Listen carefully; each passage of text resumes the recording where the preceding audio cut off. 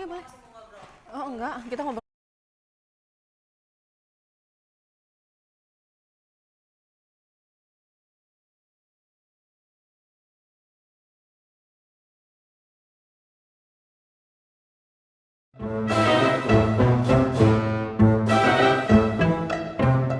Gagal pitching karena meeting buffering.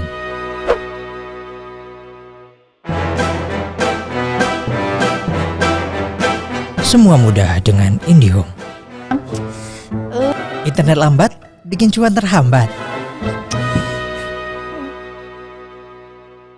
Dua-dua hanya Rp100.000, yang ini Rp150.000. Semua mudah dengan IndiHome.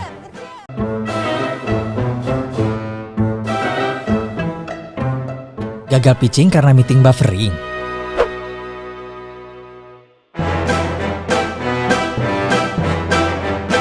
Semua mudah dengan IndiHome. Internet lambat bikin cuan terhambat. Dua-dua hanya Rp100.000, yang ini Rp150.000. Semua mudah dengan IndiHome.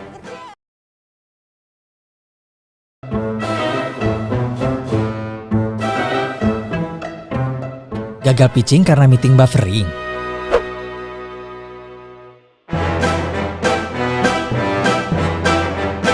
Semua mudah dengan IndiHome. Internet lambat bikin cuan terhambat.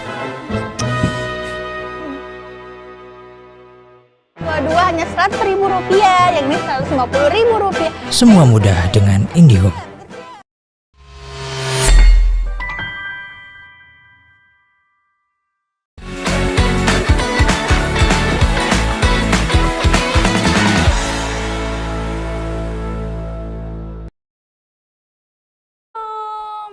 Assalamualaikum. Halo teman-teman, apa kabar? Pasti sehatlah semuanya ya. Ketemu lagi dengan aku Fitri, host terkece. Kali ini kita ketemu lagi di podcast, Rindu Podcast, Rumpi IndiHome Santuy. Jadi kali ini kita akan membahas ya, yang lebih menarik lagi, yang lebih spesial lagi. Kita membahas tentang sebuah hubungan. Pasti ya kalau membahas sebuah hubungan ini pasti menarik banget lah ya. Jadi kita langsung aja, di sebelah saya ada Kak Tata. Halo Kak Tata. Halo. Apa kabar Kak? Iya, kabar baik semuanya. Apa kabar? Baik ya Kak ya. Jadi Kak Tata, kali ini kita itu akan membahas tentang sebuah hubungan ya, baik itu hubungan dengan keluarga, teman ya, kepada kolega kerja, terus kepada suami pastinya ya, yang sudah berumah tangga. Iya, benar. Nah, jadi kita itu tentang membahasnya itu secret to a long lasting relationship. Gitu, Kak. Nah, namun sebelum kita bahas lebih lanjut, boleh nggak Kakak spill sedikit tentang profilnya Kakak? Oke. Hai, perkenalkan nama saya Tengku Tata Nasmit. Saya di sini saat ini sebagai dosen di salah satu universitas swasta di Medan. Saya mengajar tentang psikologi tentunya. Nah, selain itu saya juga memiliki praktek untuk sebagai holistic healing, di mana saya menggunakan teknik hipnoterapi. Jadi kita bisa ngomong-ngomong mengenai kesehatan mental. Nah, kali ini saya juga belakangan saya sangat giat mengedukasi orang-orang tentang kesehatan mental gitu. Oke, berarti banyak banget ya Kak ya yang sudah Kakak jalani proses sampai sekarang ini begitu ya Kak? Iya, terima kasih. Nah, kalau boleh tahu Kak, sedikit pertanyaan ya. Sekarang Kakak sudah memiliki berapa anggota Kak? Oke, untuk mempraktekkan ilmu saya tentang relationship, tentunya saya pastinya pertama menggunakan uji cobanya di keluarga sendiri. Suami saya ada, terus habis itu saya juga ada anak 2 orang. Anak saya yang pertama perempuan, yang kedua cowok. Oh, seru banget ya Kak. Iya, ya, seru. punya anak sepasang ini ya. Iya. Kalau saya baru 1 Kak. Oh. Jadi masih setahun setengah, jadi masih aktif-aktifnya ya. Di Iya. situ kita juga belajar harus gimana sabar ya, karena Benar. dia itu kan belum begitu paham di saat kita mau sampaikan ini nggak boleh, ini yang benar itu. Jadi kita harus punya sabar yang kuat untuk menghadapi kita di saat anak-anak sekarang ini aktif banget ya. Jadi kita memang harus sabar lah ya Kak. Iya, benar-benar. Tahu sabar, tahu porsinya, tahu waktunya, itu yang paling penting. Nah, terkait sebuah hubungan nih Kak ya. Jadi biasa ya kalau kayak saya itu sering ngumpul sama teman-teman ya. Apalagi momi-momi masih muda ya, punya anak 1-2 sering ngerumpi. Mahmud ya, Mamah muda. Mama muda. Jadi yang dibahas itu bukan ngegibah kita, tapi membahas tentang keluarga sendiri. Iya. Jadi ada nih Kak sedikit teman yang curhat ke saya tentang sebuah problem rumah tangganya, tapi bukan sama suami awalnya, tapi dengan mertua yang katanya infonya itu julid. Julid, dan dia itu Ini tantangan untuk saya menjelaskan ini, resikonya tinggi nih. yang julid dan terus egois juga. Nah, jadi tetap sih mertuanya ini ingin diutamakan. Nah, kira-kira ini Kak, solusi dan seperti apa yang harus kita bersikap ya, sebagai menantu juga, sebagai istri juga. Seperti apa kita baiknya untuk bersikap? Ya. Kali ini kita membahas tentang relationship, dan yang pertama sekali kita bahas, mungkin kita dedikasikan kepada mertua kita, yaitu orang tua yang telah melahirkan suami kita. Pasti kalau kita melihat sebagai menantu, pasti ada tentunya ya hal-hal yang tidak sesuai dengan apa yang kita rasakan, norma-norma yang kita hadapi, norma-norma yang kita alami, yang kita miliki dari kita kecil hingga kita berusia mungkin 30 tahun waktu menikahnya gitu ya, lalu bertemu dengan beliau dengan rules yang berbeda, dengan norma yang berbeda, yang tentunya pasti akan memberikan luka di hati kita. Nah, namun tipsnya biar untuk kita mampu melewati atau mungkin menghadapi mertua tersebut, kita harus dapat melihat dari sisi kebijaksanaan. Sebenarnya sih, kenapa sih mertua melakukan hal tersebut, apa alasannya, sehingga kita mampu, kita mampu membiarkan dia, membuat batasan, membiarkan dia atas apa yang dia lakukan, dan kita sadari atas apa yang kita lakukan. Karena apa yang kita lakukan akan kita pertanggungjawabkan sendiri, dan akan kita pertanggungjawabkan sendiri ke diri kita, ya kan, dan juga kepada Tuhan kita. Dan apa yang dilakukan oleh mertua kita juga akan dipertanggungjawabkannya sendiri kepada dirinya sendiri dan Tuhannya sendiri. Jadi tahu batasannya, sehingga tidak membutuhkan feedback yang terlalu banyak dari mertua, sehingga menurunkan kekecewaan. Karena ketika kita punya harapan yang sangat tinggi terhadap mertua dan realisasinya tidak seperti itu, maka kekecewaan akan tinggi sekali, ya kan? Karena harapan dikurang dengan realita, itulah dia kekecewaan. Jadi semakin tinggi harapan, semakin rendah realitanya, range jaraknya, itulah kekecewaan gitu. Jadi kita kecilkan kekecewaannya dengan cara menurunkan hope-nya, menurunkan kayak harapannya, menurunkan ekspektasinya. Dan ketika realitanya yang memang rendah, rasa kecewanya itu tidak begitu tinggi gitu, sehingga kemarahan, luka juga tidak begitu tinggi. Nah, kalaupun memang ada luka yang dilakukan oleh mertua, memang dia secara sadar melakukannya gitu, memang menurut kita itu adalah hal yang tidak pantas dilakukan dan dia melakukannya, ya teman-teman boleh rilis emosinya gitu. Rilis emosinya. Jadi yang pertama rilis emosinya, yang kedua tetapkan batasan. Gitu. Yang ketiga, lihat dari sudut pandang kebijaksanaan. Bener ya, bener banget, aku setuju banget ya Kak ya. Jadi memang buat para ibu-ibu, teman-teman semuanya yang begitu menghadapi masalah, apalagi tentang sama mertua ya. Nah, kita itu memang harus meminimkan emosi tadi begitu ya Kak ya. Jangan semuanya jadi dibawa emosi dan akhirnya jadi fatal, benar ya Kak ya. Iya, karena ketika kita emosi, yang rugi itu diri kita sendiri. Ketika kita emosi, terluka, kita akan memiliki syaraf-syaraf yang rontok, detak jantung yang tidak seimbang, pikiran yang tidak mampu fokus karena gelombang otak yang kencang. Akhirnya yang dirugikan siapa? Kehidupan kita sendiri, pekerjaan, hubungan kita dengan anak, hubungan dengan suami pasti sangat terganggu. Oke, ya benar, setuju sih Kak.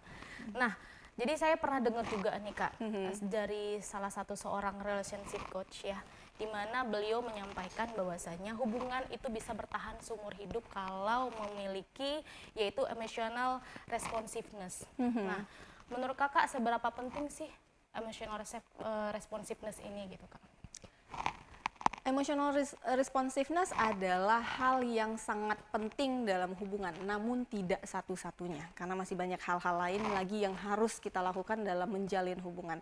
Emotional responsiveness adalah salah satu hal yang sangat penting, namun bukan satu-satunya, ingat ya. Tapi itu sangat penting. Kenapa? Karena responsiveness adalah gimana cara kita merespon pasangan dengan cara yang baik ya. Gimana cara kita membuat pasangan nyaman dengan respon yang tepat gitu. Sehingga kita tahu nih bagaimana porsi kita, kapan kita harus merespon, kapan kita tidak merespon. Kalau kita merespon, respon seperti apa yang dibutuhkan oleh pasangan kita. Kita sangat mengetahuinya sehingga pasangan kita dapat nyaman dan kita juga dapat saling membantu dengan pasangan kita agar dapat saling membantu untuk tumbuh, berkembang bagaimana sejatinya pasangan kita dilahirkan ya, diizinkan oleh Tuhan ada di dunia ini.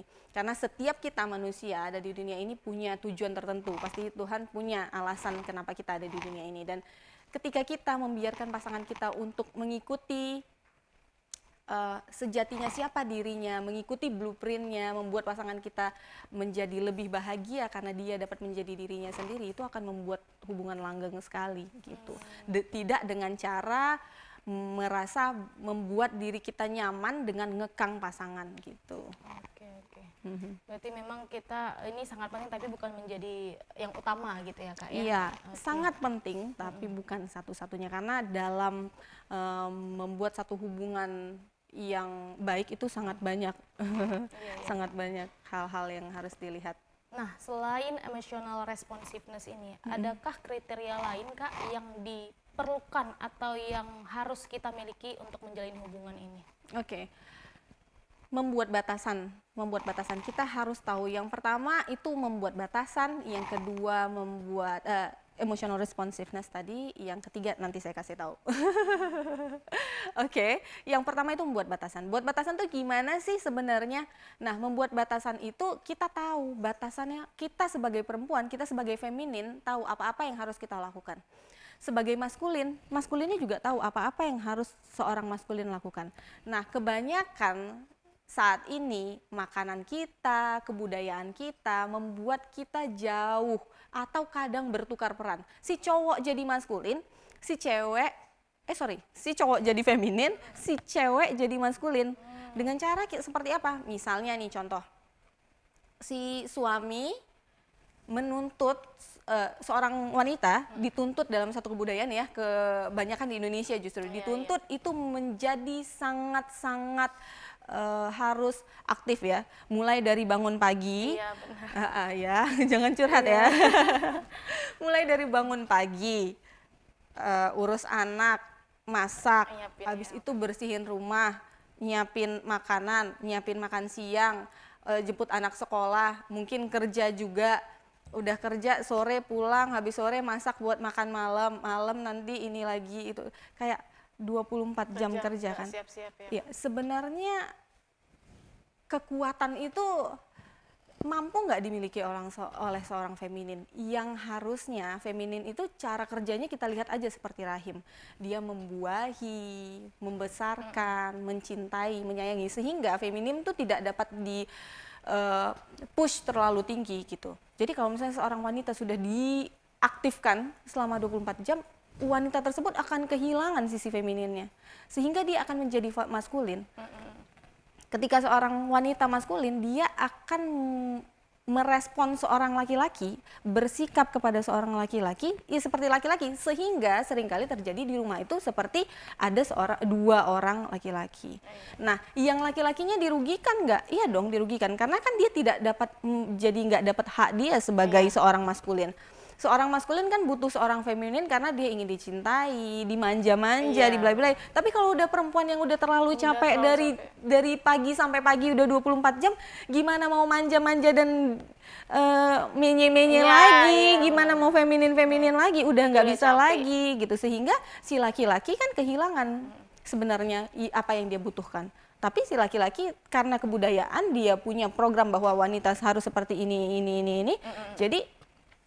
Jadi rusak semuanya, sehingga tubuh dia membutuhkan sisi feminin dari pasangan dia, tapi dia tidak mendapatkannya dari pasangan dia gitu. Sehingga resikonya yang terjadi adalah dua.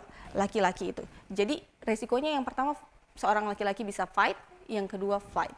Yang kalau laki-laki fight, dia akan marah-marah di rumah, dia akan menjadi sangat temperamen di rumah, dia suka banting barang, marah-marah, sarkasm, dia jadi suka maki-maki anaknya mungkin juga, maki-maki istrinya juga mungkin, atau ke orang lain. Itu yang fight. Nah kalau yang fight, si laki-laki akan mencari orang lain. Mencari orang lain yang seperti apa? Yang dia butuhkan. Yang seperti apa?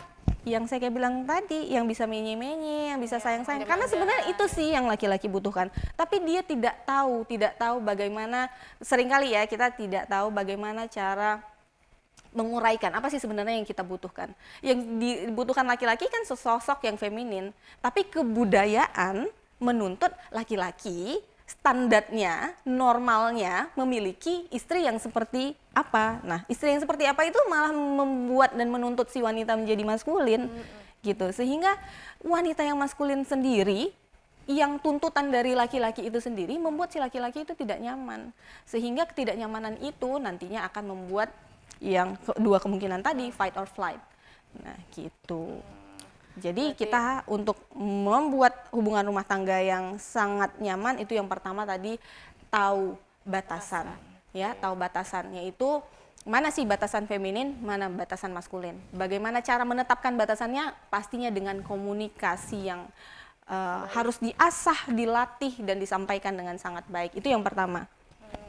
Yang kedua, yang saya bilang tadi, responsibility, ya, responsibility. Bagaimana cara kita merespon pasangan, bagaimana kita tahu respon seperti apa nih yang dibutuhkan pasangan. Waktu pasangan kita misalnya nangis-nangis, yang kayak gitu, gara-gara dia masak ikan tapi gosong gitu. Kalau responnya, ya ampun, yang kayak gitu kan, kayak respon yang tidak diinginkan atau diharapkan pasangan, respon yang salah, pasti tentu akan membuat si wanita, aduh gimana ya gitu. Begitu juga kita wanita, kita harus tahu bagaimana sih merespon laki-laki ketika ya kita tahu dia memang sangat sedang sibuk atau dia sangat sedang stres karena kerjaannya. Kita tahu bagaimana porsinya, bagaimana sih respon yang baik terhadap orang yang memang benar-benar sibuk. Bukan dengan cara kayak, nah kamu kan sibuk, kamu sih sibuk, udah sibuk, rugi lagi ditipu sama teman. Waduh, itu kan rasanya kayak menjatuhkan sekali ya waktu pada saat dia stres terus dia digituin sama istrinya. Nah, sehingga responsibility yang baik itu akan membantu kita bagaimana cara kita membuat agar hubungan kita tersebut langgeng. Dan yang ketiga, yang saya bilang secret tadi, the last, itu kita tahu bagaimana cara menempatkan diri kita menjadi yang pertama, ya, put yourself first. Put yourself first itu jangan salah artikan. Banyak yang menyalah artikan bahwa put yourself first itu berarti put yourself the one and only. Bukan the one and only, tapi first. Kita harus mencintai diri kita pertama, terlebih dahulu. Baru anak kita, baru suami kita, baru ibu dan lain-lain. Ya, tapi kita harus yang pertama mencintai diri kita. Kenapa? Karena ketika kita memenuhi kebutuhan cinta diri kita, baru kita dapat memberikan cinta kepada anak, suami, mertua, ya, ipar, adik, orang tua kita sendiri. Tapi gimana caranya orang yang justru tubuhnya kekeringan akan cinta, kayak nggak punya cinta, kayak Mbak Fitri misalnya nggak punya roti, mau bagi-bagi roti ke orang gitu, kan drain ya rasanya ya, sangat-sangat kering gitu loh ya kan. Kita nggak punya air tapi kita harus bagi-bagi air ke orang, itu kan nggak mungkin. Jadi kalau kita mau bagi-bagi cinta, kalau kita mau bagi-bagi air, kita harus penuhi dulu kebutuhan air kita, ya, gitu. Oke, berarti harus mencintai diri sendiri dulu ya, baru anak, baru suami. Iya, benar. Bukan egois, karena bukan mencintai diri kita satu-satunya, tapi yang pertama. Karena kita sejatinya sebagai manusia, kita punya tanggung jawab terhadap Tuhan. Tuhan melahirkan kita, menciptakan kita di dunia ini, kita punya tanggung jawab kepada Tuhan. Kenapa kita dilahirkan, untuk apa kita dilahirkan, kita punya tanggung jawab nih terhadap diri kita sendiri, gitu. Sehingga untuk mempertanggungjawabkannya kita harus membuat diri kita aman, bahagia, gitu. Baru kita, agar apa? Agar kita dapat memaksimalkan lagi keberfungsian kita sebagai manusia, yaitu memberikan cinta, kasih sayang, peduli kepada orang lain, kita sebagai wanita terutama. Tuh kan teman-teman kan udah dapat ilmunya ya. Jadi jangan salah kaprah untuk menjalin hubungan itu harus tahu statementnya yang pertama, kedua, dan ketiga tadi yang sudah disampaikan dari Kak Tata. Nah selanjutnya nih Kak, apakah ada perbedaan ketika membangun emotional responsiveness ini terhadap hubungan baik itu keluarga, teman, kolega kerja, dan sahabat gitu lah Kak? Ada perbedaannya nggak Kak? Perbedaan tentu sangat berbeda ya. Sangat berbeda tentunya bagaimana cara kita membuat respon terhadap pasangan dan respon terhadap orang tua, adik, kakak itu pasti sangat berbeda. Sangat berbeda. Yang pasti kita tahu batasannya. Oke, kita di sini duduk sebagai anak. Oh, saya di sini duduk sebagai pasangan sehingga hak dan kewajiban saya adalah ini. Sehingga kita tahu tuh batasan-batasan, kita tahu hak kita, apa yang harus kita dapatkan, apa yang tidak boleh kita lakukan dan apa yang harus kita lakukan gitu. Kita tahu kita duduk di mana gitu. Kita harus tahu bagaimana cara berperilaku itu di depan siapa. Di mana bumi berpijak, di situ langit dijunjung. Ya, jadi di mana kita duduk, kita harus tahu kita. Ya, kalau sama mertua mungkin ngobrolnya harus agak lebih ya membaur, gimana yang mertua kita suka ya gitu. Kalau sama pasangan ya kita harus tahu gimana sih sebenarnya yang bikin kita klop biar pasangan kita itu merasa nyaman ngobrol sama kita. Ingat aja waktu pacaran dulu kayak gimana jatuh-jatuh cintanya. Jadi memang kan kadang ada ya Kak ya, kalau chat dari suami lama balasnya atau chat dari istri lama balasnya, tapi kalau chat dari grup atau chat dari teman-teman ya cepet balasnya gitu kan. Di telepon susah gitu kan, tapi di telepon dari teman cepet angkatnya. Nah itu memang harus kita perbedain ya. Apalagi memang kalau suami yang hubungin di saat kita memang lagi free, waktu kita memang lagi tidak ada yang urgent, kita juga harus angkat ya. Benar, dan hal-hal seperti itu kealfaan kan adalah memang sudah kodratnya manusia ya. Kita ini sangat mudah alfa dan lupa. Jadi ada baiknya kita untuk dapat mengkomunikasikan dengan pasangan. Saya merasa nyaman kalau kamu cepat ngebalas chat dari saya. Kita bisa bilang gitu. Mungkin suami pun harus belajar mengkomunikasikan. Oke, saya balas, tapi kalau saya rasa chatnya penting. Kalau chatnya saya rasa nggak penting, I'm sorry, saya nggak bisa balas gitu. Kita perlu komunikasi yang baik, cara mengutarakannya juga dengan cara yang baik. Tapi kalau misalnya yang satu istrinya pendem, wah suami saya ini nggak balas chat saya, berarti dia merendahkan saya. Saya nomor 10 dari sekian banyak chat ya kayak gitu. Nah si suami juga ini pulang-pulang istri mukanya kayak kerut aja gitu semuanya kayak nggak ada bahagia-bahagia. Ya, padahal saya tuh cari nafkah buat dia loh. Padahal saya cari uang tuh buat istri loh. Kenapa si istri? Jadi sehingga nggak mendapatkan kebahagiaan di rumah karena si istri merasa kenapa si suami begini dengan kesedihannya, si suami juga merasa kenapa sih si istri begini dengan kesedihannya. Jadi kalau misalnya dikomunikasikan, saya hari ini sedih karena saya ngerasa kamu lama sekali balas chat, tapi saya tahu kamu online dan aktif di WhatsApp misalnya, chatting sama teman-teman atau sama grup tadi kayak contoh. Saya pengen kamu letakkan saya di yang pertama gitu.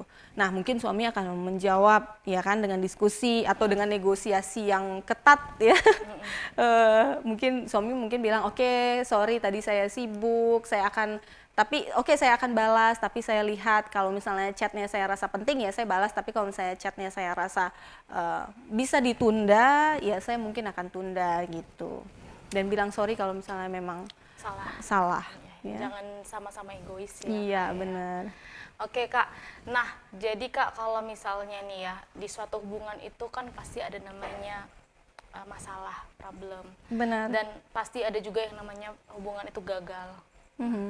Bagaimana Kak cara kita memperbaiki hubungan yang sudah gagal, misalnya dengan keluarga, ada pertikaian yang hebat sampai mengalami trauma kitanya gitu. Oke, kan. keluarga siapa dulu nih kira-kira contohnya? Misalnya nih dengan adik lah ya, biasanya sering ya, kakak atau adik. Nah, sampai mengalami pertikaian yang hebat sehingga tidak cakap-cakapan mungkin ya, ibaratnya kalau kita bilang SKT-an. SKT ya.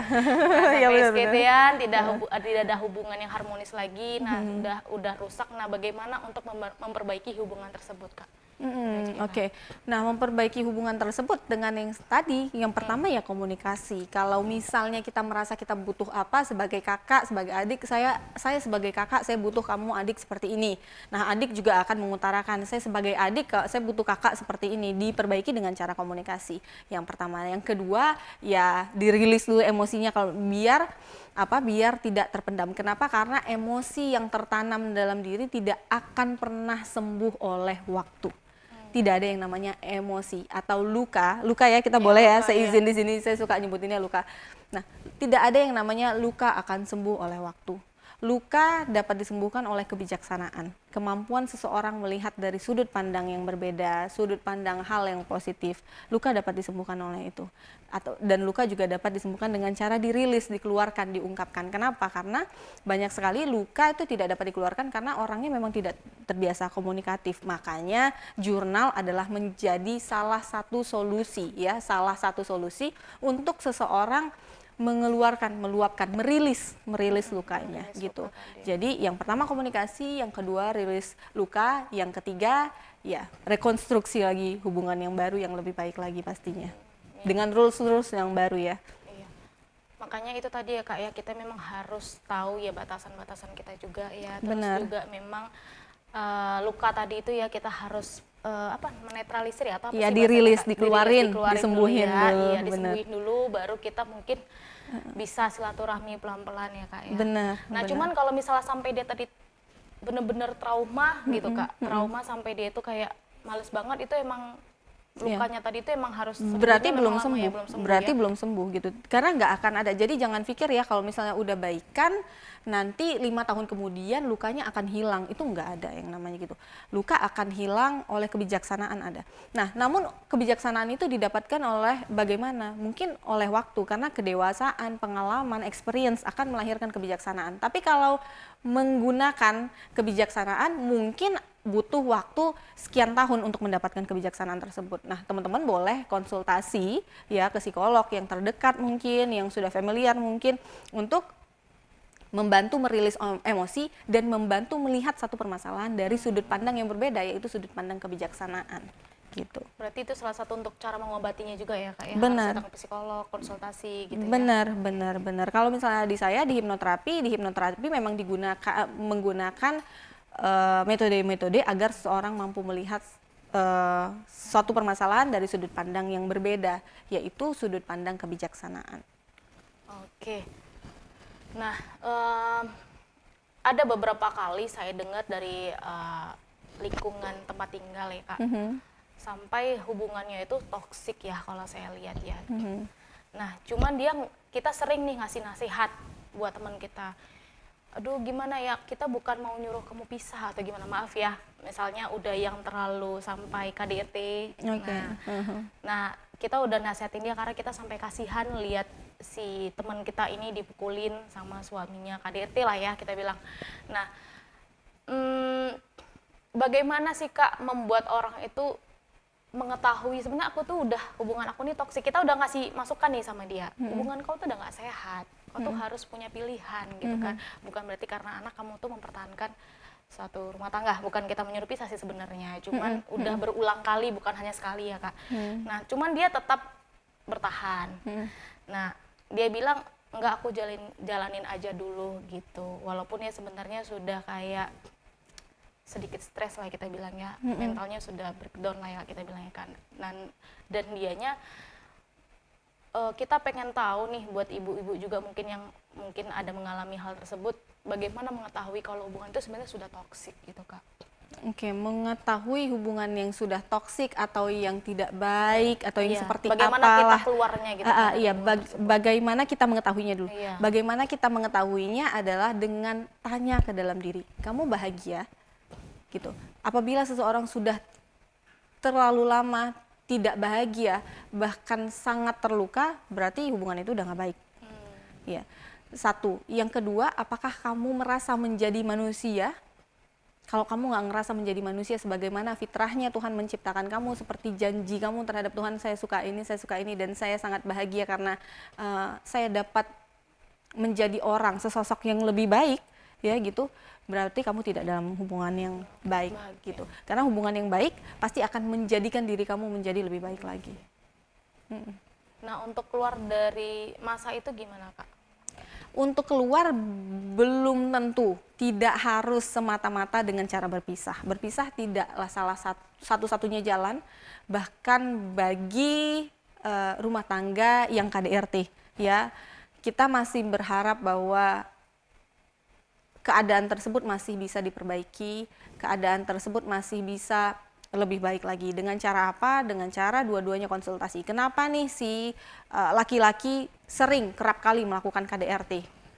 Gitu. Alasannya itu kenapa? Kita cari alasannya kenapa, kita cari akar permasalahannya. Karena mungkin si laki-laki punya program bahwa menyelesaikan masalah adalah dengan banting meja, menyelesaikan masalah kenapa? Karena mungkin dia sudah mungkin terbiasa melihat hal tersebut dari kecil. Satu. Kedua, kemungkinan ada satu stimulus yang membuat dia, menggerakkan dia merasa saya harus banting meja baru saya didengar, gitu. Kita cari, kan kita nggak tahu, gitu. Kita cari dulu akar permasalahannya apa, gitu. Agar hal tersebut tidak terjadi lagi. Sebenarnya masih ada hope kok, masih ada harapan kok setiap rumah tangga yang mungkin tadi kasus yang dibacakan adalah KDRT. Masih ada harapan bagi rumah tangga yang masih ada yang terkena kasus KDRT gitu. Namun kalau misalnya yang melakukan KDRT adalah si laki-laki, ya si suami, nah si istri harus mampu menetapkan batasan juga. Sekali lagi kamu buat KDRT, saya akan berani mengajukan laporan. Nah, sebagai perempuan juga harus mampu menetapkan batasan. Gitu, batasan saya sampai sini. Ketika kamu melakukan hal tersebut lagi, saya akan laporkan kamu. Gitu, karena memang sudah salah secara agama dan hukum gitu. Sehingga jangan merasa diri ini ngerasa bersalah kan kalau ngelaporin ke polisi rasanya kayak saya adalah wanita terburuk, enggak. Jadi kalau misalnya kita berkaca dari kasus selebriti yang kemarin sempat panas karena istrinya melaporkan suaminya, saya dapat melihat dari sudut pandang yang positif bahwa itu adalah hal yang positif karena itu akan menjadi sanksi sosial bagi si suaminya gitu untuk tidak melakukannya lagi, namun rumah tangga tetap diselamatkan gitu. Walaupun ada hal-hal yang dikorbankan seperti popularitas ya, hal-hal positif yang dilihat kepada pasangan tersebut, ada hal-hal yang dikorbankan tetap gitu. Namun itu saya rasa cara si istri untuk menetapkan batasannya gitu, bahwa kalau kamu melakukannya lagi saya akan laporkan lagi, karena saya adalah wanita yang berani melaporkan ketika kamu melakukan kesalahan secara hukum dan agama ya gitu. Jadi kita harus tahu juga, jadi kita sebagai wanita juga harus mampu menunjukkan ini batasan saya gitu. Selain itu jangan dia dipres doang dengan memberikan batasan aja, tapi yuk kita sama-sama perbaiki nih, konsultasi, konseling, mencari akar permasalahan. Apa sih sebenarnya stimulus si wanita yang dapat menyebabkan laki-laki itu kasar seperti itu? Apa sih sebenarnya program si laki-laki yang menyebabkan si laki-laki kalau marah harus dengan banting barang, ngebolak-balik meja atau nyopotin pintu mungkin, bukan ngebanting pintu lagi, copot sampai pintunya. Atau atapnya kebalik ya, atapnya di atas, atapnya di bawah, lalu akar rumah di atas gitu ya. Mungkin dengan cara itu programnya mungkin papanya dulu biasa melakukan itu sehingga menurut otaknya itu adalah normal. Dan mama saya bertahan, kenapa kamu nggak bertahan? Kamu harus bertahan dong. Mungkin suami ngerasa gitu kan. Sering terjadi karena ya zaman dulu ya kayak gitu ya, kita tahu sendiri, maksudnya harus kita akui dengan berat sih saya mengakui ya. Zaman dulu itu laki-laki itu posisinya sangat-sangat sarkas ya, karena mungkin daya juangnya harus tinggi sehingga dia tidak dapat membedakan bagaimana cara berperilaku terhadap orang di luar dan istrinya gitu. Jadi gimana dia marah di luar ya gitu dia marah di dalam gitu. Berarti intinya kalau ada problem di rumah tangga, keduanya baik itu suami dan istri harus punya komit ya. Iya, harus punya komitmen. Si suaminya kalau tadi KDRT sudah harus komit tidak akan mengulanginya lagi. Iya, dengan membuat batasan, benar. Jadi harus punya batasan-batasan ya Kak ya. Benar. Oke Kak, ini kita lanjut ke pertanyaan ya. Banyak banget nih pertanyaan juga dari teman-teman nantinya ya. Nah jadi Kak, kita tuh boleh nggak sih Kak egois dalam menjalani hubungan baik itu dengan suami atau dengan kolega kerja? Egois itu adalah salah satu sifat ya yang terlalu ego. Terlalu ego itu memikirkan dirinya sendiri. Sehingga sifat yang terlalu memikirkan dirinya sendiri itu nggak baik bagi pasangan atau hubungan manapun. Kayak sama sahabat juga, kalau misalnya ada yang egois itu bakal keluar dari lingkaran pertemanan. Sama orang tua yang egois itu juga gitu. Nah, sama kakak adik juga yang egois, jangan egois gitu. Jadi nggak boleh egois. Kamu boleh meletakkan diri kamu menjadi yang pertama. Dengan tujuan, ingat, dengan tujuan kenapa kita meletakkan, memberikan kebutuhan diri kita yang pertama, agar kita mampu memberikan, nge-share love lagi ke orang banyak, orang sekitar kita gitu. Terutama orang terdekat kita. Tujuannya mencintai diri yang terutama bukan untuk hanya satu-satunya, menjadi satu-satunya, enggak. Yang mencintai diri yang pertama agar kita mampu nge-share love lagi ke orang-orang di sekitar kita, berbagi cinta lagi ke orang-orang sekitar kita, anak dan lain-lain. Jadi ingat, meletakkan mencintai diri yang pertama, bukan mencintai diri yang satu-satunya gitu. Egois adalah salah satu sikap orang yang mencintai dirinya doang satu-satunya, sehingga apapun keputusannya dia akan mengutamakan diri dia aja gitu, nggak akan mengutamakan atau memikirkan orang lain. Oke, berarti istilahnya harus ego itu jangan boleh ego tapi jangan terlalu ego, begitu tadi ya Kak ya. Iya. Oke teman-teman, sebelum lanjut ke pembahasan ini banyak pertanyaan ya, nanti ada pertanyaan juga dari para netizen. Jangan lupa kawan-kawan subscribe, like dan Witel Medan kita ya. Jadi teman-teman, ini ada para pendengar podcast YouTube kita ini ya, kalau sudah dengar kalau kata relationship itu pasti hubungan ya Kak ya. Nah, pasti ada yang langsung terbesit kayak hubungan dengan pasangan, dan ada beberapa titipan pertanyaan nih Kak. Bagaimana sih Kak meyakinkan diri kita bahwa dialah pria yang tepat buat kita dan buat keluarga kita dan pasangan hidup kita ke depannya? Oke. Caranya kamu rasakan, kamu bahagia, berarti dia yang baik. Kamu dapat menjadi manusia, diri kamu seutuhnya seperti yang janji kamu terhadap Tuhan, berarti dia yang terbaik. Dan apakah kamu menjadi lebih baik setelah kamu punya hubungan tersebut, berarti dia yang terbaik. Oke.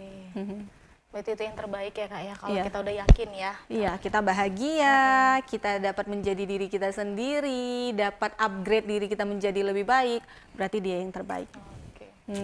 Jadi harus yakinkan dulu dan kita bahagia ya Bu ya Kak ya sama Iya. diri kita, bahwasanya oh ya udah ini memang pilihan yang tepat buat Benar, kalau hubungan itu membuat kalian ngerasa saya nggak bebas, saya tidak menjadi diri saya sendiri, saya punya bakat-bakat terpendam yang tidak dapat saya salurkan. Misalnya ada orang yang suka masak kah, atau ada orang yang suka ngajar kah, atau ada orang yang suka menjahit kah, dia bahkan tidak dapat melakukan hal apapun ketika dia harus mempertahankan hubungannya, berarti itu udah nggak sehat. Berarti udah nggak sehat ya Kak. Benar. Nah ini ada pertanyaan lagi Kak, bagaimana solusi bagi pasangan yang merasakan kesepian? Padahal saat itu dia sedang menjalani sebuah hubungan, jadi dia itu kayak merasa mungkin nggak dianggap, atau ya tadi itu hubungannya juga komunikasinya juga jarang gitu. Gimana tuh Kak kita kalau menjalani hubungannya seperti itu? Dengan begitu kan kita berarti tahu bahwa hubungannya, hubungan dia terhadap pasangan dia, kita tahu bahwa pasangan dia tidak hadir dalam hubungan tersebut, sehingga dia merasa pasangannya tidak ada. Ketika dia merasa pasangan tidak ada, makanya dia ngerasa kesepian gitu. Berarti harus ada hal-hal yang diperbaiki, seperti mengkomunikasikan batasan bahwa saya butuh ini, saya butuh kamu ketika jam sekian, saya butuh kamu seperti ini. Harus ada komunikasi. Komunikasi adalah hal bagian yang sangat penting juga dalam hubungan gitu. Ketika kita tidak mengkomunikasikan, iya saya sebenarnya kesepian karena pasangan saya nggak pernah ada, nggak pernah hadir dalam diri saya, dalam hubungan kita. Ketika kita tidak dapat mengkomunikasikan, kan pasangan juga nggak tahu ya gitu. Atau suami nggak komunikasiin, istri nggak tahu, istri nggak komunikasiin ya suami nggak tahu. Ketika kita nggak meletakkan komunikasi itu untuk menetapkan batasan ya, bahwa wah saya ingin nih kamu ajakin saya makan kalau malam minggu, saya ingin ada quality time nih sama kita, jangan kita sama anak melulu. pasangan kita juga kan gudangnya alfa juga kan ya, sama dengan kita gudangnya alfa. Jadi kita harus saling mengingatkan gitu. Mengingatkan tidak dengan harus banting meja tadi ya, jangan dibanting. Mengingatkan ya, katakan, ungkapkan bahwa mengungkapkan. Jadi journaling itu tadi, balik lagi, journaling tadi akan mengajarkan kita bagaimana cara mengungkapkan emosi. Jadi kita bisa bilang nih sama pasangan, sayang, saya sedih nih hari ini, saya kecewa sama kamu karena kayaknya bulan ini kamu aktif sekali di pekerjaan kamu dan sampai kamu lupa ngajakin saya jalan. Kamu ingat nggak? Udah 1 bulan loh kita nggak jalan nih, kayak gitu. Nah, kita perlu mengingatkan lagi, mengkomunikasikan lagi dengan pasangan. Iya, memang kayak saya ya Kak ya. Terkadang kan kita itu kan berhubungan udah lebih kurang 4 tahun ya. Oke. Kalau udah punya anak tuh kayaknya waktu berdua itu udah jarang. Iya, benar. Mau malam minggu aja susah. Jadi terkadang yang kan manggilnya yang masih ya. Yang masih yang. itu masih. Ya, berarti berapa tahun lagi udah enggak ya? Depan anaknya kadang ya, takut anaknya manggilnya jadi yang ya. Benar nanti. Jadi kadang saya komunikasi di kamar, yang ayolah kita malam minggu berdua. Kayaknya udah lama kali nggak malam minggu. Kayak merasa sibuk dua-dua, akhirnya kayak jarang komunikasi. Pulang kan udah malam, sampai rumah udah ngurusin anak, nidurin. Akhirnya karena kita udah capek kerja, tertidur lah kita tadi itu ya kan. Suami pulang, istri udah tidur. Jadi komunikasi itu jarang terjalin. Nah, saya kan pengen ya Kak ya, mungkin semua ibu-ibu yang di sini yang lagi pada nonton, teman-teman juga pasti pengen ya hubungan kita tuh terus mesra, harmonis lah ya kita bilang. Nah, ayolah malam minggu. Terus maksudnya, boleh nggak sih Kak ya kalau misalnya, boleh kita malam minggu tapi anak kita minta tolong dijagain mama dulu gitu kan. Nah, kita berdua dulu jalan sekali-sekali, bukan berarti nggak mau bawa anak, enggak. Maksudnya di momen itu pengen sebulan sekali aja gitu kan. Boleh. Karena pernah Kak malam minggu, ya memang seneng sih kita bawa anak ya. Anak itu kan lagi lucu-lucunya, baru pandai jalan, terus lagi heboh, kepo, megang ini, mau tahu ini itu. Tapi akhirnya bukan bermesra-mesraan ya kan? Iya, jadi heboh. Satu makan, satu lagi sibuk ngurusin anak, ngejarin anak kesana kemari. Akhirnya udah siap makan, udah lelah nih kan, tadi pulang. Jagain anak gantian. Akhirnya udah pulang sampai rumah. Ayo udah gitu lah. Nah, kepingin ngelihat masa-masa pacaran dulu ya kan, kepingin lah ngobrol berdua. Maksudnya mau bahas kita berdua nih. Impian kita mau gimana? Mungkin kita bahas anak kita, itu kan enaknya ngobrol berdua gitu. Bener. Salah nggak sih Kak kalau aku kayak pengen berdua jalan terus nitip minta tolong ibu jaga? Tidak salah sama sekali, nggak salah sama sekali. Apa yang salah, kita kasih anak kita punya waktu yang berkualitas terhadap omanya mungkin, terhadap neneknya mungkin gitu. Kita kasih mereka waktu yang berkualitas dan memanfaatkan kan waktu yang efektif. Mereka punya quality time, kita juga punya quality time gitu. Kita pergi berdua gitu. Dan bahkan wajib kita harus punya waktu yang berkualitas terhadap suami gitu. Sangat intens ya, sangat intim berdua. Intim itu bukan hanya di ranjang, intim itu dari obrolan, bagaimana kita sangat vulnerable terhadap suami. Saya hari ini sedih di kantor, saya hari ini ngerasa kecewa di kantor, saya hari ini ngerasa kecewa sama kamu, mungkin kasih tahu sama suami gitu. Itu adalah hal-hal yang sangat transparan, sangat vulnerable terhadap pasangan. Itulah yang dapat membangkitkan keintiman sebuah hubungan gitu, sehingga sangat baik justru jangan merasa bersalah. Ketika kita merasa kita duduk di sini ada hak sebagai ibu, ada juga kewajiban sebagai ibu, ada hak sebagai istri, ada juga kewajiban sebagai istri. Kita kan juga anak, kita ada hak sebagai anak, ada juga kewajiban sebagai anak, gitu. Berarti nggak salah ya Kak ya? Tidak salah sama sekali. Dan kebudayaan kita membuat kita selalu merasa bersalah ketika menitipkan anak kemanapun itu, dan selalu membuat kita merasa bersalah ketika kita harus, kamu rela jalan berdua dan meninggalkan anak kamu. Nah, itu yang aku kayak takutnya gitu. dijulitin ya kan. Lebih mentingin berdua, kamu kan kayak seperti nggak sampaikan tadi. Iya benar, jangan buat batasan. Oke, kalau ada orang yang beranggapan seperti itu, iya dia, kehidupan dia, biarkan rules dia, dia terapkan pada kehidupan dia. Jangan biarkan rules hidup orang lain, peraturan hidup orang lain kita terapkan ke diri kita sendiri, kan rugi. Iya, Gitu. Karena kami ini kan Kak dua-dua kerja ya, sibuk kerja dua-dua, jadi jarang banget yang namanya komunikasi. Nah jadi ini bisa lah ya solusi buat ibu-ibu yang sibuk bekerja kayak Iya, aku ya. benar. Buat ibu-ibu yang bekerja, yang suaminya juga bekerja, ingat jangan pernah merasa bersalah ketika kalian memang benar-benar mengakui bahwa kalian sebagai pasangan, ya bukan sebagai orang tua, pasangan punya hak untuk ada waktu berdua yang berkualitas, yang sangat intim untuk ngobrol dengan dalam, dengan untuk memancing hal-hal keintiman dalam berhubungan. Gitu. Oke, terima kasih Kak masukannya. Iya, sama-sama. Nah ini ada pertanyaan Kak. Terkadang menjalani hubungan itu bosen. Ada nggak sih ya Kak kiat dan panduan untuk mempererat hubungan yang sudah lama agar terhindar dari godaan, terutama godaan para-para apa ya? Apa sih Kak para-para wanita-wanita yang genit? Oke. Gimana sih Kak kiat-kiat untuk supaya hubungan tersebut bisa berjalan sampai akhir hayat dan tidak tergoda suaminya dengan para wanita genit tadi? Oke. Agar tidak bosan dan tidak tergoda, tahu porsi, balik lagi tahu porsi. Apa sih porsi feminin, apa porsi maskulin, sehingga tahu nih si laki-laki tetap dapat kebutuhannya. Kalau laki-laki dapat kebutuhannya, ya, kebutuhan laki-laki itu apa? Kalau dari dulu yang diterapkan kebutuhan laki-laki itu apa? Sumur, dapur, kasur. Sumur, dapur, kasur. Tetot. Sumur, dapur, kasur. Salah ya, gitu. Bukan itu kebutuhan laki-laki. Laki-laki butuh dicintai, disayangi. Ya kalau misalnya bahasa kitanya dimanja-manja, disayang-sayang, dielulukan, dimesra-mesrakan gitu. Jadi istri juga tahu, oh saya duduk sebagai istri juga gitu, sehingga saya tahu harus saya manja-manja. Jadi suami dapat nih makanannya dia, dia bukan cuma butuh sumur, dapur, kasur tadi, enggak gitu. Ada kebutuhan dia butuh dipuji, butuh dipuja, butuh dimanjain, butuh bermanja-manja juga kitanya sama suami gitu. Nah kita harus tahu porsinya. Nah begitu juga suaminya juga harus tahu apa sih sebenarnya kebutuhan si perempuan, si feminin nih. Feminin itu butuh bermanja-manja. Gimana caranya feminin bermanja-manja?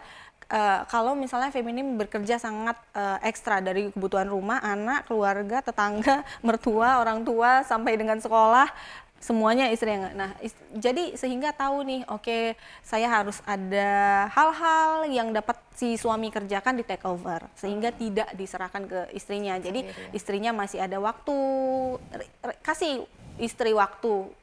Kasih istri jeda untuk dia mencintai diri dia, melakukan self care kayak ke salon, melakukan hal-hal yang dicintainya seperti merawat daun-daun, melukis, merawat tanaman, atau bermain musik, atau menari, atau nge-gym, atau apapun itu, untuk si perempuan mampu melatih, mengeksplor dirinya untuk mencintai dirinya sendiri gitu. Ya, sehingga si perempuan mampu bermanja-manja gitu. Kalau perempuan udah sangat tough, gimana dia mau manja-manja? Gitu. Udah lelah ya, udah ngurusin semua urusan rumah tangga ya, ngurusin anak tadi ya Kak ya, sampai masak, ngurusin rumah, bersihin rumah, segala macam, nyuci ya Kak ya. Jadi udah lelah dengan diri sendiri ya. Iya, dan akhirnya ke perempuan yang sudah kering cintanya, ya nggak mampu lagi berbagi akan cinta. Dan ketika si perempuan nggak mampu berbagi akan cinta, si perempuan nggak mampu memaksimalkan perannya seperti rahim tadi, membesarkan. Ya, rahim itu membesarkan, melindungi, merawat hingga terhadap anaknya ya, terhadap janinnya. Dan kalau udah keluar tetap kita fungsinya itu merawat, membesarkan, menyayangi, mengasihi, seperti fungsi rahim gitu. Nah, butuh seseorang yang cukup cintanya untuk dapat memaksimalkan keberfungsiannya. Oke, baik. Oke Kak Tata, sebelum kita melanjut ke bagi-bagi cuan, kita ada kuis bagi-bagi cuan untuk 3 pertanyaan yang terbaik. Namun sebelum kita ke tahap kuis, kita break dulu. Oke.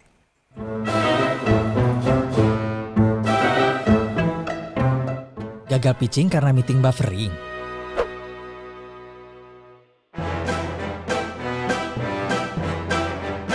Semua mudah dengan IndiHome. Internet lambat bikin cuan terhambat.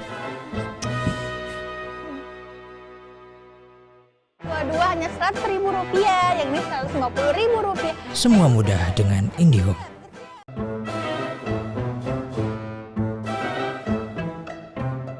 Gagal pitching karena meeting buffering.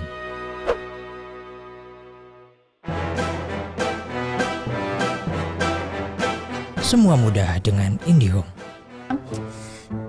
Internet lambat bikin cuan terhambat. Dua-dua hanya Rp100.000, yang ini Rp150.000. Semua mudah dengan IndiHome.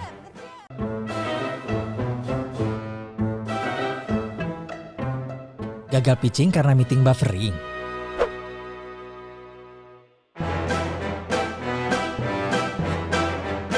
Semua mudah dengan IndiHome. Internet lambat bikin cuan terhambat. Dua-dua hanya Rp100.000, yang ini Rp150.000. Semua mudah dengan IndiHome.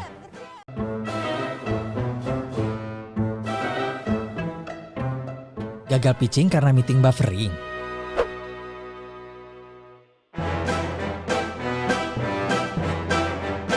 Semua mudah dengan IndiHome.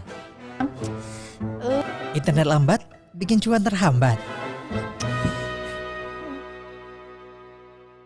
Dua-dua hanya Rp100.000, yang ini Rp150.000. Semua mudah dengan IndiHome. Ya, kita kembali lagi, Kak. Nah, ini kita masuk ke sesi kuis ya, bagi-bagi cuan. Ada 3 pertanyaan dari netizen yang terbaik. Ini saya bacakan untuk pertanyaan dari Ibu NN Nasution. Apa sih menurut Kakak peran penting orang tua untuk menjadi teman bagi anaknya di usia remaja? Hubungan yang bagaimana yang bikin anak nyaman agar si anak bisa terbuka untuk sharing kepada orang tua? Karena orang tua juga khawatir jika si anak introvert, mungkin tidak buruk, tapi terlalu berdiam juga kan dia nggak bisa mengeksplor hobinya dan tahu jati dirinya yang dimilikinya.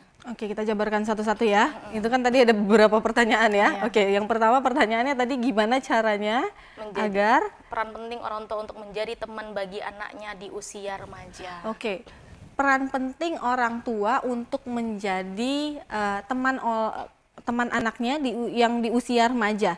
Ya, menjadi teman anaknya. Bagaimana menjadi teman anaknya?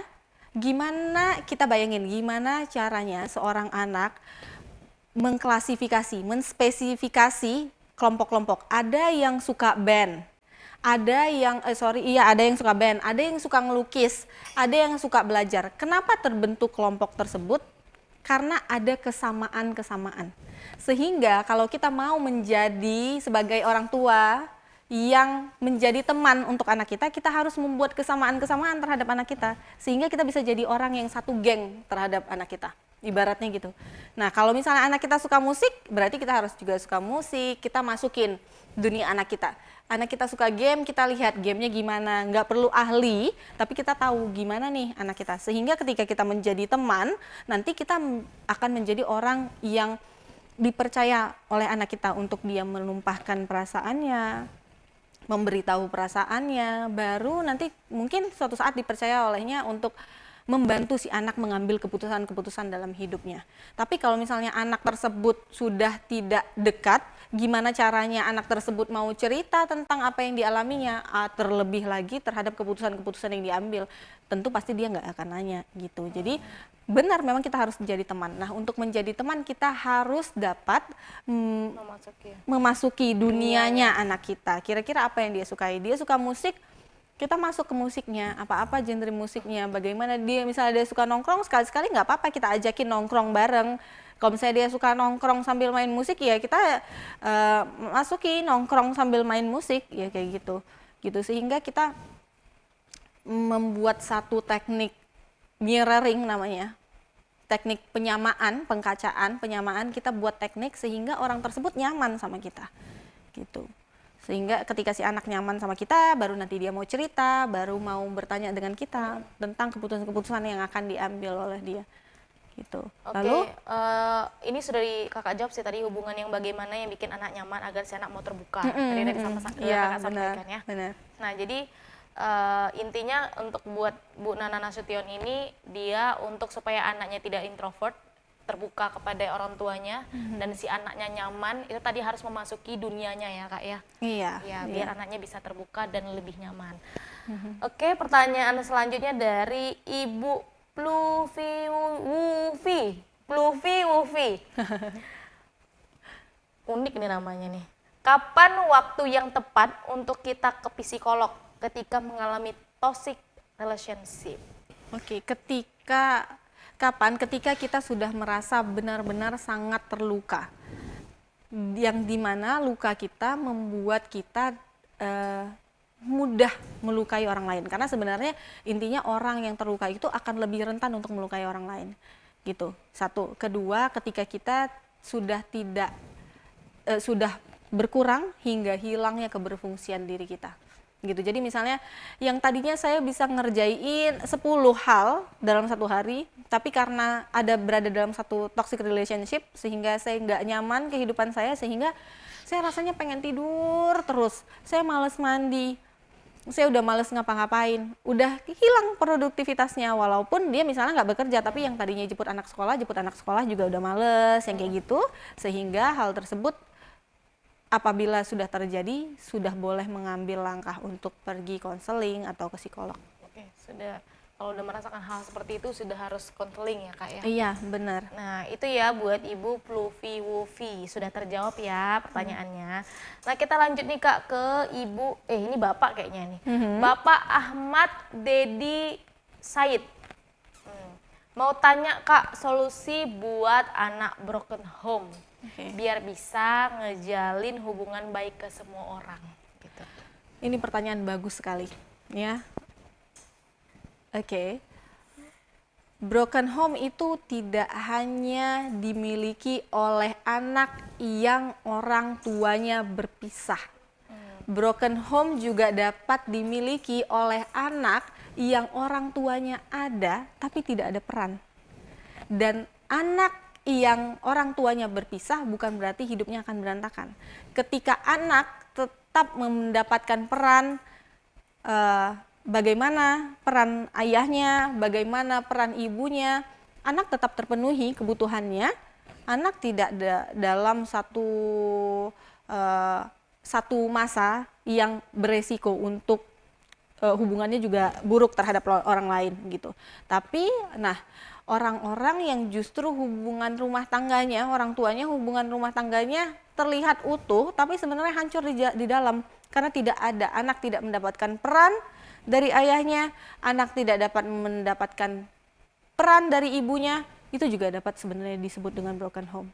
Jadi jangan salah, broken home tidak hanya dimiliki oleh anak yang orang tuanya berpisah. Dan anak yang orang tuanya berpisah masih memiliki harapan untuk memiliki peran orang tua yang baik. Karena perpisahan orang tua bukan berarti menghilangkan peran ayah terhadap anak, peran ibu terhadap anak. Gitu.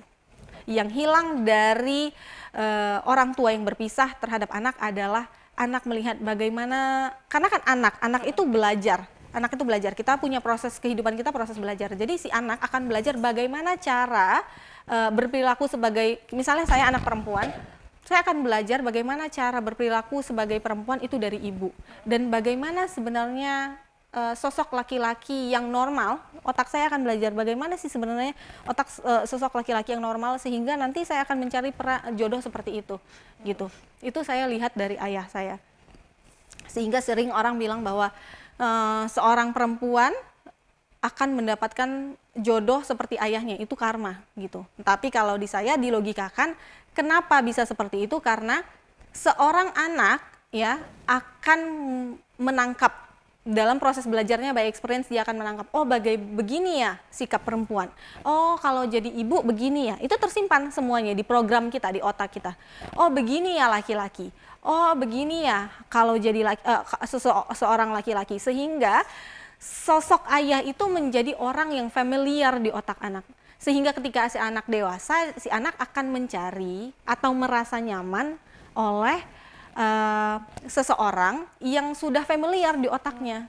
seseorang yang sudah familiar di otaknya siapa itu? Ya biasanya ayahnya atau laki-laki yang merawatnya gitu. Misalnya tidak dengan ayah, yang penting kakeknya, ya dia akan merasa biasanya mencari orang-orang yang seperti kakeknya gitu. Jadi dia melihat atau melihat dari sudut pandangnya ya. Iya, gitu, melihat dari sudut pandangnya. Kenapa? Karena otaknya merasa familiar itu. Ketika otak merasa familiar, otak akan punya attraction terhadap hal-hal yang familiar. Itu namanya law of attraction, di mana otak akan mengatraksi pada hal-hal yang familiar yang ada di pikiran dia gitu. Makanya kalau kita bahagia, kita akan mengatraksi hal-hal bahagia, kita dapat melihat kebahagiaan. Kalau kita merasa cinta, kita dapat melihat cinta di luar sana. Kalau kita merasa sedih terus, otak kita familiar dengan rasa sedih, kita akan mengatraksi hal-hal kesedihan. Gitu juga dengan jodoh. Kalau kita melihat bagaimana nih laki-laki yang membesarkan kita, itu yang familiar di otak kita akan merasa nyaman. Walaupun kita kadang-kadang nggak suka.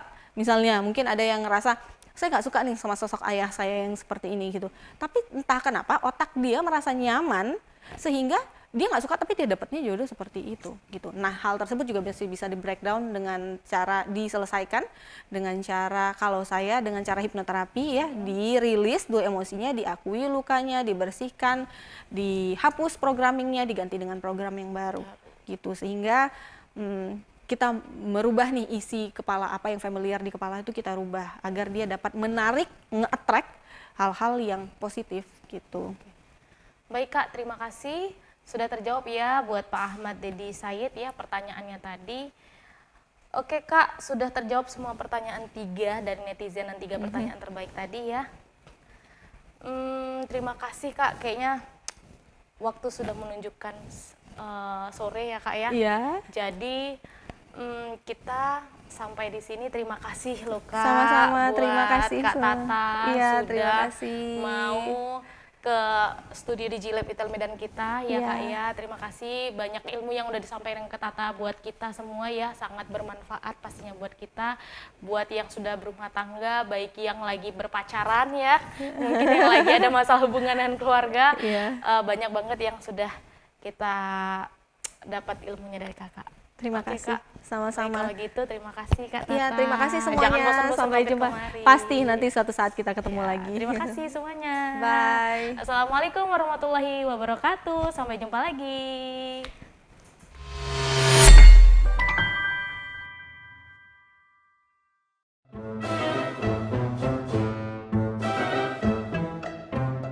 Gagal pitching karena meeting buffering.